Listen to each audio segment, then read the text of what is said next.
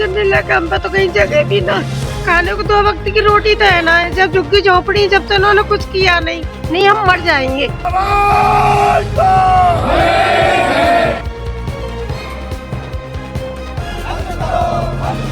करीबन 50-60 साल हो गई हमें यहाँ पर।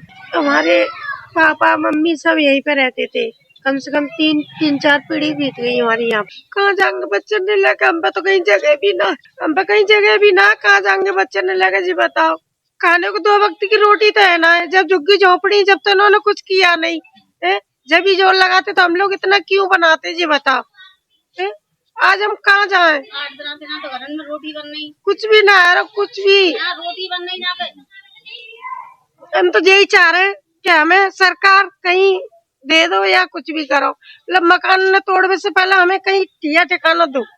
हम ये चाह रहे हैं, हम कुछ भी ना चाह रहे, नहीं हम मर जाएंगे।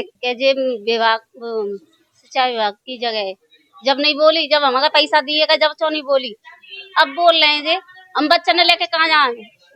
हमारे निरो पैसा लग गया, हमें कर्ज पहले लेके लगा दियो। जैसी मालूम होती तो हम पैसा क्यों लगाते कोई पे लेके। अब कहाँ पे दंगे कोई के पैसा हम बाद में, और कहाँ पे हम बच्चे ने लेके जाएंगे अपने ने।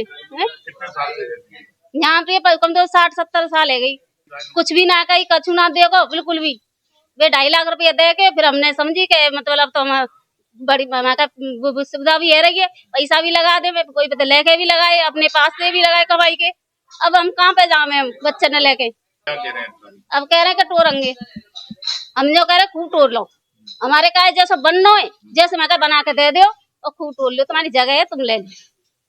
हम तो जोगी जी ने दे, मोदी जी ने दे, जोगी जी ने दे, तो हमारे कहा क्यों तोड़ रहे हमारे। वे तो सबन की छत बना रहे, तो हमारे भाई छत नहीं हटा रहे हमारे बच्चे। हम तो रोड पे चले जाएंगे, हम कहाँ पे रहेंगे। हमें तो यही खत्म है भाई तो जिंदगी। हम तो पीछे जो भी मतबल है, जो यही में लगाती है, तो हमारे तो कच्ची मतबल ही ना रहे। एक आशियाने आप देख रहे हैं, कोई भी व्यक्ति हो, खासकर दलित समाज हमारा अपनी खून पसीने की मेहनत से कैसे न कैसे उन्होंने पैसे, अपने रुपए पैसे इकट्ठे किए, तब जाके ये आशियाना बनाया। और आज मथुरा जिले का शासन और प्रशासन इसको तोड़ने पे आमादा है। बहुत दुख का विषय है। और सबसे पहले बात, यहाँ के लोग नगर निगम को जलकर और गृहकर दोनों ही दे रहे हैं, और बिजली का मीटर भी लगा हुआ है।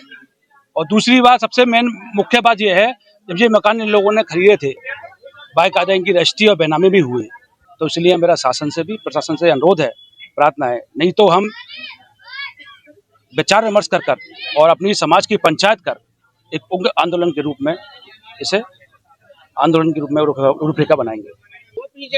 दलित समाज को हजम नहीं कर पा रहे हैं कुछ लोग, और कोई मामला नहीं है। जिसको ये नहर विभाग अपनी जगह बता रही है, नहर विभाग की ये जगह है ही नहीं। सच्चाई तो ये है, ये लाल टिग्गी नाम से एक नाला निकाला गया था, जो कि आगे नहर है। उस नहर का आज भी नहर का स्वरूप है। आप चाहें तो उस नहर को कवरेज कर सकते हैं, जो कि आज भी नहर का रूप है। और वो नहर वहीं से कट गई है, कट के सीधी मुड़ गई है उस साइड यमुना की तरफ।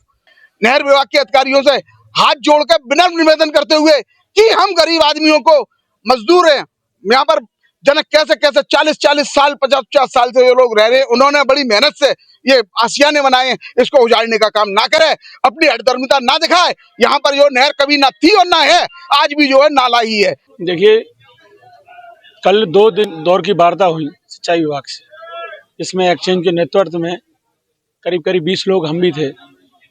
तो हाई कोर्ट ने जो कंप्लायन किया है उनके लिए, तो उसमें जो उन्होंने ये कहा था कि भाई यहाँ से जो है आप ये कमर्शियल हटा लीजिए।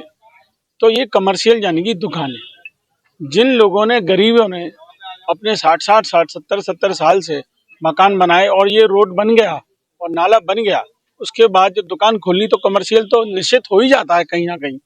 जैसे डैम्पियर में हो गया कमर्शियल, उसको उठा के दिखाए ना। लैंड यूज तो डैम्पियर में भी कमर्शियल की नहीं है। मैं प्रशासन से पूछ रहा हूँ, कलेक्टर साहब बता दें कि डीएम में ये जो सिलेक्शन शोरूम बन गया, वो कमर्शियल लैंड यूज नहीं है, वो भी रेजिडेंशियल है, यानी कि आर जोन इंग्लिश में उसको कहते हैं, उसी की 43 होती है। ऐसे ही सामने जो लोग रह रहे हैं, इनका भी कमर्शियल लैंड यूज नहीं है, ये रेजिडेंशियल है, यानी कि 143 की कॉलोनी कटी हुई है सामने शास्त्री नगर। वही लोग हमारा विरोध कर रहे हैं कि कमर्शियल खोल लिया। कमर्शियल एक्चुअली में गरीब, जब किसी ने पिंचर की दुकान, किसी गरीब ने 70 साल में 60 साल में मकान बन गया, जब कृष्णानगर डेवलप हो गया, कृष्णानगर मार्केट भी नहीं थी पहले, तो जब सुप्रीम कोर्ट का आर्डर है उसको मानने को तैयार नहीं हो, माना सुप्रीम कोर्ट ने हमारे लिखा है कि भाई हमारे पक्ष में इसका रिविजन कर दिया जाए, रूढ़वास करा जाए। कहाँ है रूढ़वास?